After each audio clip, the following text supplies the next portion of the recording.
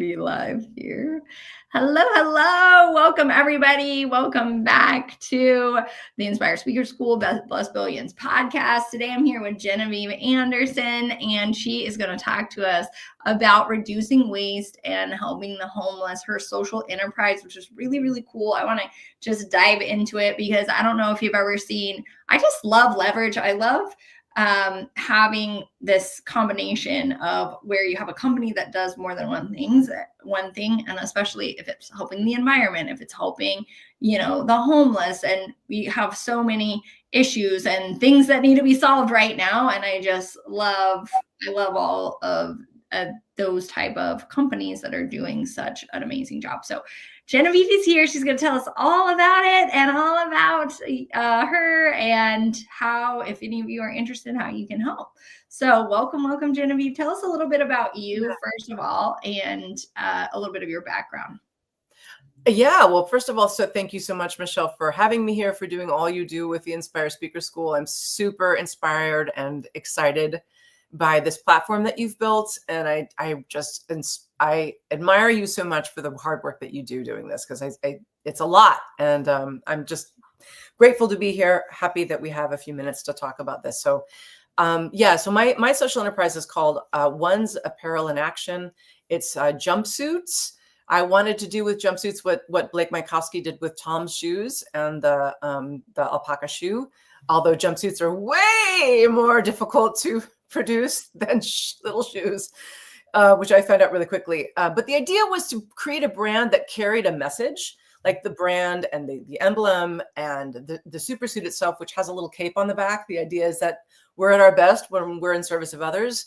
I made it the jumpsuit at a really dark time in my life when I needed a new skin to come back into my life as the most powerful version of myself. So it was a healing act. I took a few years to do it. I had gone through a terrible divorce. I was living in the desert. I was like, I literally need something to put on that makes me feel like I have the strength to go back, not as the self I was before, but as the self I am now, which is different. And then I realized, like, we're all going through transformation, and the world is in such a place where we need big, kind of bold, crazy ideas to help, shift what is not shifting on its own and what now government is unable to kind of effectively handle. So I was like, I'm going to start a business like Tom's. And that was 2021. I became an S Corps, and I really pedaled hard the bike of like, I'm going to run this social enterprise, partnered with the Los Angeles mission because that was the demographic I wanted to serve, thinking like, I'll build a brand and I'll sell a bunch of jumpsuits eventually to get not just the give back model, because that doesn't change anything. It's useful. We need supplies and things for people who are in need.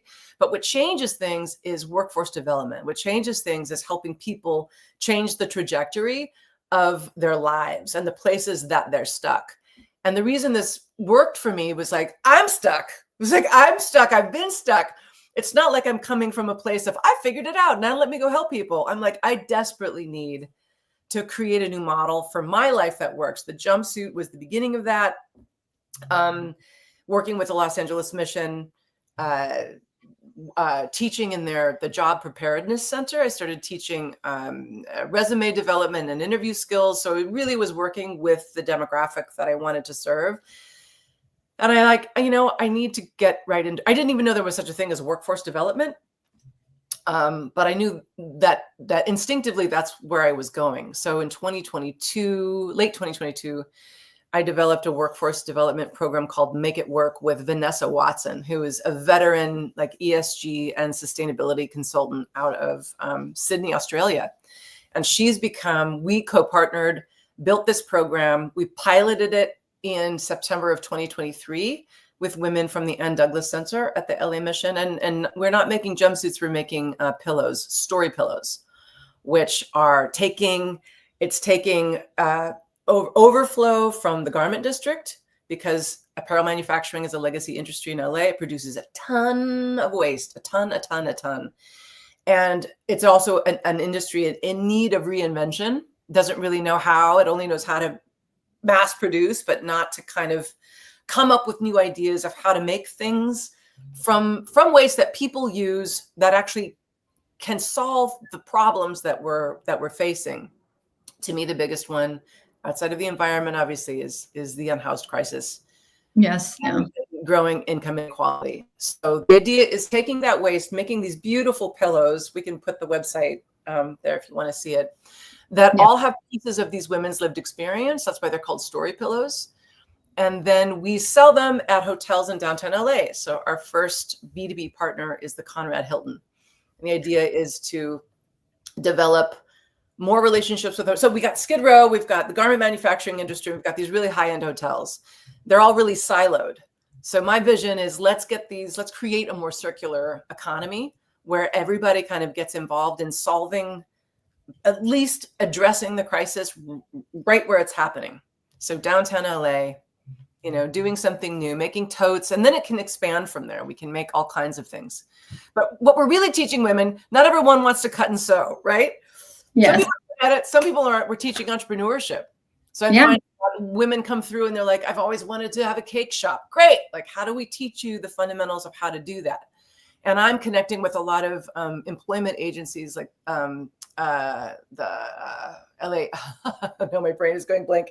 Los Angeles Employment Development Department and city councils and all these organizations that are addressing how do we get people employed. So I'm able to connect people with services outside of just what we're doing. So the idea being getting people working, getting people financially stable, and also building a stronger community, rebuilding a really fractured downtown Los Angeles community, or really siloed. I shouldn't say fractured. It's just very siloed. Yes. And I just, like you said, so many things that I want to dive into. I should stop. No, but it's so fantastic because even what you're saying, it goes beyond the model of Tom Shoes, which I actually put that in the description, which is really funny. But I love that model that he saw the problem and then he created a solution that was going to be sustainable. But I feel like your model goes even beyond that because I'm sure he worked with local manufacturers and shoemakers and incorporated that into it as well. But I really like how you're solving so many issues at the same time, that this is a problem here, this is a need here, and it's all, like you're saying, local, and instead of throwing stuff away or going somewhere else or finding the cheapest thing or whatever, it's like, okay, well, what resources do we have here? How can we connect these resources in this really cool ecosystem sort of way that then supports each other and we're able to help each other? I think that is just so brilliant and amazing. And before we dive into that part of it, though, I want to ask you, because I love what you said at the beginning, that usually we're like, oh, I have it all figured out. Now I'm going to go teach other people. And then you're like, I don't have it figured out, but let me go serve people so I can figure out my life at the same time. And I want you to speak more to that, because I think there's a lot of entrepreneurs who feel like, oh, I have to have it all figured out before I put myself out there. Or if I don't have it figured out and trying to help people, then people aren't going to trust me because, I don't have all these pieces in place. But tell us a little bit how that experience was for you. Can you speak to that a little more? Gosh, I feel like my superpower is scrappiness. I'm a filmmaker. Like in my former life, I produced for many, many years for a very famous video artist named Bill Viola. And I've been an independent filmmaker making my own films. I work a lot with puppets and animation, and I've made one live action independent feature that's actually was distributed by House of Film. It's on Amazon and a bunch of other streaming platforms. So that part, and I've got a couple projects in development. So that's like sort of my creative part, but you have to have to do independent film, you have to be kind of nuts. You have to feel like, yeah, I can do this big thing and get all these resources together and do something. I think people will be interested in what I have to make. It involves a level of insanity, and which can be good and can be detrimental. Getting into the business space, I don't have a business degree. I've never been to business school. I don't know anything about it. So I approached building this like, I can do this because I'm scrappy and I get things done. But it's such a huge wake-up call when you're like, oh my God, product market fit, and like all of these metrics and things that you in your business plan and all these things that you have to do in order to sell your idea. I dove in because I'm like, there's a problem. I got a really cool solution, but there's a whole bunch of steps. There's Yes. tons of steps. And then there's the art of the pivot, which is like, maybe like Blake Mykoski's idea worked. It was a slam dunk. Why? Because he was an entrepreneur. Business was first, and shoes and social entrepreneurship was used to propel a business. Not that he wasn't sincere, he was, but the business was first, and he had this idea that actually, was carried by business. So what I can say about it is that I'm glad I did it, because you know what I mean? If I had thought about it, I wouldn't have done it. I would have been like, no, the numbers don't work. Absolutely not. No. But I dove in, and I'm just like, I'm paddling. I'm constantly in conversations, constantly seeking mentors, constantly like learning new skills, and kind of going, okay, where is this going? Okay, this thing works, but it's also a really big idea. Yeah. So it's not just opening a mom and pop kind of, or some kind of brick and mortar.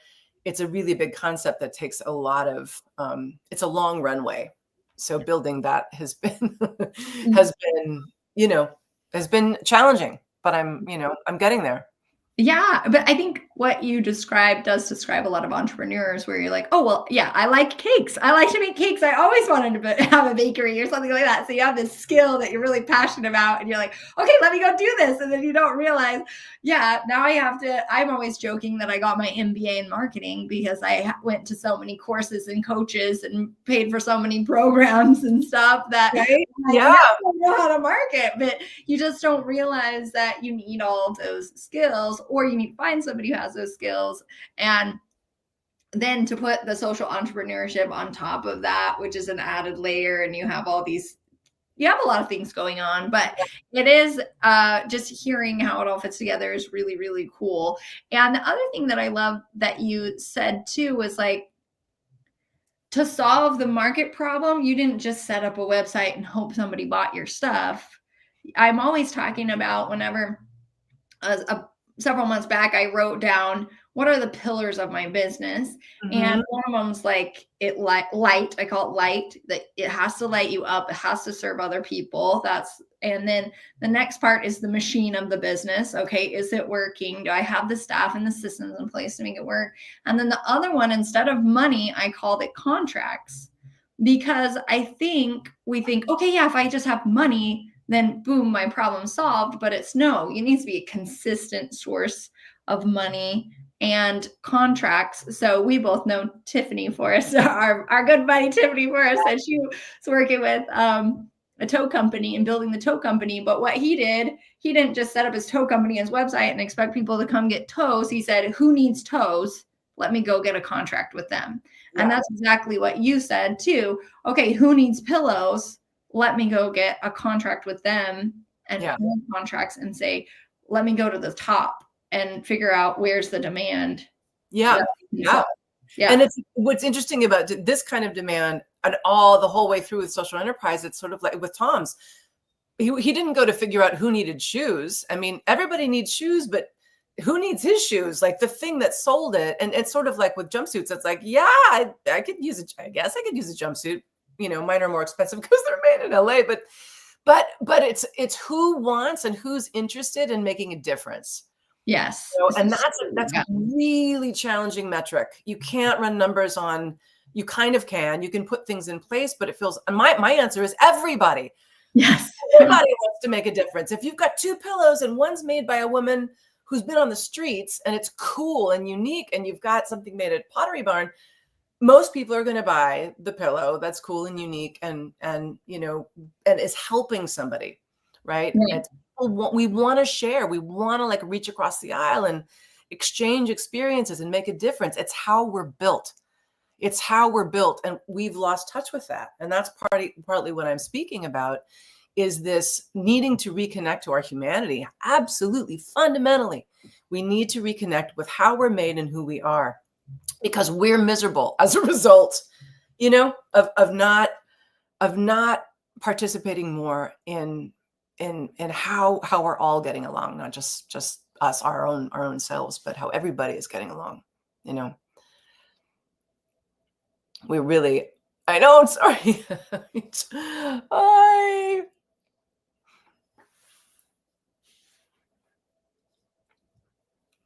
Yeah, no, get some water, get some water. I'm going to have some water too. Oh,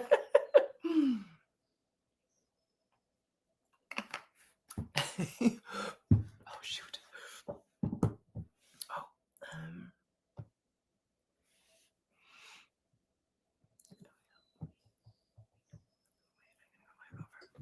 It's got to be the best interview by far, right? Yeah. Let's the host leave, right? We were just talking before we came that I've had some things going on and then I got sick and I was like, let's do this thing. So you've been so patient. But yeah, that's beautiful. And I think it kind of goes back to marketing is an emotional decision anyway. And so whenever you speak to the story and you speak to the purpose and you say, okay, this is who it was made by and this is why it was made, and creating that uniqueness, but then also, like you said, touching the type of person that's going to purchase that over just convenience and cheap, and really connecting with those kind of people to say, hey, this is going to make a difference. But then you're also taking it a step further saying, hey, not only, excuse me, not only is this emotional decision, but it's going to give you life back into you. And I really think you're very, very smart about marketing. Honestly, I don't know if you like consciously thought about all of that, but it's just very intuitive for you to understand that there's an emotional decision. And then it's also speaking to people's identity of, you know, when you buy this, you become a different person. Yeah, you do. You do become a different person. There's something about something opening, you're opening something back up, because this idea of giving back, writing a check, sending a check, dropping off your stuff to the people who are needy, whatever, it makes you feel good, but you're having zero connection with people. And also the notion of giving back to me implies that you took too much to begin with, you know, and I don't like it. I feel like it promotes, the intention is good, but it promotes this idea again of being siloed and separate. I like the idea of someone holding something that was made, literally made by someone else's hands. It's a creative act. It's something that's, it's like reweaving the fabric of our humanity. We are tied together in the single garment of destiny. It's a Martin Luther King quote, and it's true. So there's something physically about the fabric that is kind of thematically and existentially performing this healing of our humanity. So it's got a lot of meaning for me. Yeah. So, I mean, we could talk for so long on this. I know we have a short amount of time today, but just so beautiful what you're saying about all of this. And we should definitely have like a follow-up conversation just about social entrepreneurship and how do people get into that and how do you even think about it? Because I think the average business could have a social entrepreneur side if you just think about, yeah, who do you have contracts with? Where are you sourcing your stuff from? How can you kind of get this other people involved? I know with my business, I've always worked with people when I have a lot of online techie stuff to do, but I always work with people in Argentina because there's a lot of my first virtual assistant was a single mom. Wow. And she, you know, what I was paying her was just like, at one point she's like, I have the best job. Like I'm basically the richest person in my family. Like I have the best job because I get paid the best. It's steady, that sort of thing. And she learned so many skills and things that she ended up even getting a better job with somebody else after we worked together. And I was like, awesome, go for it. So it was less hours, you know? And so just even who you choose to hire, how you choose to, you know, integrate. I don't know. I just think that's a much longer conversation. Well, it is, but you touch on something like, this is what I've been writing. The talk that I'm giving is, it's for impact investors, but it really could be for any business owner, because I am arguing that the business of the future inherently is social impact. Every business has to think about what they're doing as they're generating profit, like what else are they doing? Because the profit only model, which has been running through the Industrial Revolution into the information age and all this stuff, it's literally like all at once. The accumulation of all of that is, it's the consequences of that model are everywhere. It's like this. That's why we're at this inflection point. Things have to change, and we have to adopt social enterprise as a fundamental component of every business model, big or small ways, right? But it's got to be there. It's got to be there. So I'm proposing that, yes, let's talk about it. Let's help instruct people and inform people of how they can make their business enterprise more, their business more social enterprise kind of oriented. So that's absolutely the next stage, I believe, of business. Oh my gosh, I love this. And I've been really diving into like rebellion, revolution. If you just pay attention to the media right now and just where we are at culturally, historically, we're really ramping up, but we're already in the war and revolution era. And I think it's just such an opportunity for all of us as leaders to step up and be part of that movement, because change is happening all around you right now, and it's time for action. And there's just so many areas, like you're saying, that really need to be completely revived: educational, political, societal, like every single area that you can think of really needs a huge revival right now. And I think I love that you're calling for that one specifically, because I hadn't thought about that specifically, that yes, that these business needs to become more than just make money business. Yeah, you said revival. I love that word. It can have a creepy, like the creepy Christian overtone, you know what I mean? Revival, but it's a great word, and I'm going to take it. I'm going to take it and I'm going to put it into because I do also part of what's a big deal to me is that I'm talking about God in my speech. I backed away from it because I'm like, people get scared and things come down. I'm like, no, I got to talk about God, man. You can call God whatever you want. I'm going to talk about God. I'm going to talk about God. I'm going to talk about Jesus in the way I understand him, and why it matters in terms of what it's about. Not as an ambient kind of idea, and definitely not religious, but as a model, how we are modeling our behavior toward one another, right? So that's a big part of stepping out on a stage emotionally for me, is really like opening up this part of me that I've kind of kept, to myself.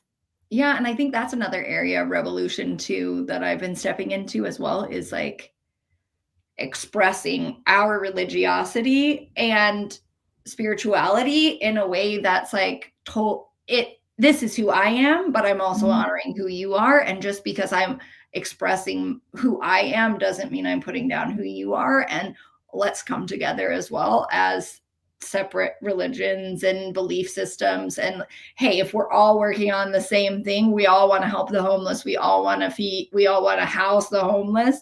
Okay, let's come together, let's put our differences aside, and let's do this thing.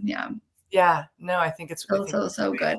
Well, I know we ran over a little bit, but yes, let's definitely comment below if you want to have Genevieve back on to talk to us more about social enterprise, because this is a huge and exciting topic. And thank you so much for coming. Is there any last words you want to leave us with today?